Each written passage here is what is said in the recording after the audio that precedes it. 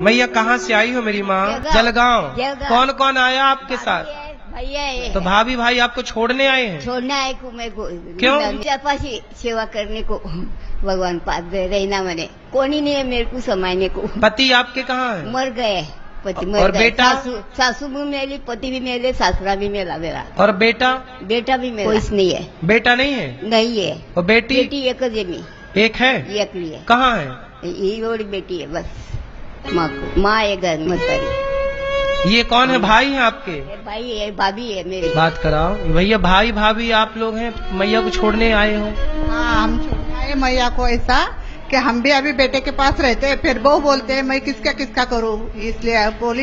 ये बोल रहे थे मैं को पंडाल में जाना है, कथा सुनना है, टीवी पे सुनती ना, तो फिर वो माताओं के देखती तो फिर वो बोलती मेरे को भी वहाँ पे छोड़ दो। तो ये मैया देखो अब इतनी उम्र हो गई है, अब जरा सी बची जिंदगी इनकी। आप लोग भाभी भाई हैं, भैया से बात कराओ। आप भाई हो या आपकी बहन है? बहन मेरे लिए। तो अभी ये बुढ़ापे में वृद्धाश्रम छोड़ने आ गए भाई हो? वो बोल रहे नहीं आए रहते बोले ऐसा। नहीं तो आप लोग अच्छे से सेवा करो, अच्छे से खुशी खुशी रखो, तो वो क्यों बोलेंगी कि यहाँ जाएंगे? आप लोग सेवा करते तो किसको शौक लगता है घर छोड़ने का? सही बात है। तो क्या आपका धर्म नहीं था कि आप अपनी बहन की, एक बूढ़ी कितने दिन जिएगी अभी? बताया हमने उसको, ऊपर बोलते आए रहते पेंडल में। पर आप लोग यदि सेवा अच्छे से करते, कोई तकलीफ ना देते इन माँ को, भाई और भाभी यदि चाहें तो आप सेवा करें। ठीक है, ये यहाँ रहें 2 दिन 4 दिन रहें, फिर आप लोग ले जाओ, फिर ले आओ, ऐसे घुमाते रहो, है ना।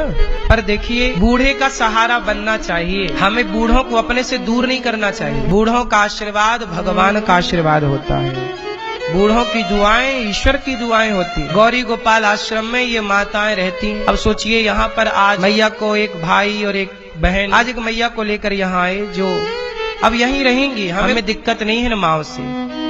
गौरी गोपाल आश्रम में तो 290 से ज्यादा माएँ रह ही रही हैं, एक माँ और रहेंगी, इसमें क्या दिक्कत? मैया आपसे कोई पैसे तो नहीं लिए गए ना यहाँ? नहीं, पैसे नहीं लिए। आप यहाँ आकर के खुश हैं? खुश है नहीं, हमारे पास खुश है। खुश है, खुश है। ये माएँ यदि हमारे पास आकर खुश हैं तो हमें भी खुशी मिलती है कि चलो ये शरीर, ये जीवन किसी को खुशी देने के काम तो आया, हम किसी को खुश तो रख पाए। इसलिए आप लोगों से मेरी इतनी विनती और प्रार्थना है कि आप भी इन वृद्ध माओं के बेटा बनकर, बेटी बनकर, जब इन माओं का कोई सहारा नहीं है अपनों का, तो आप सबके सहयोग से ही इन माओं को यहाँ रखा जाता है।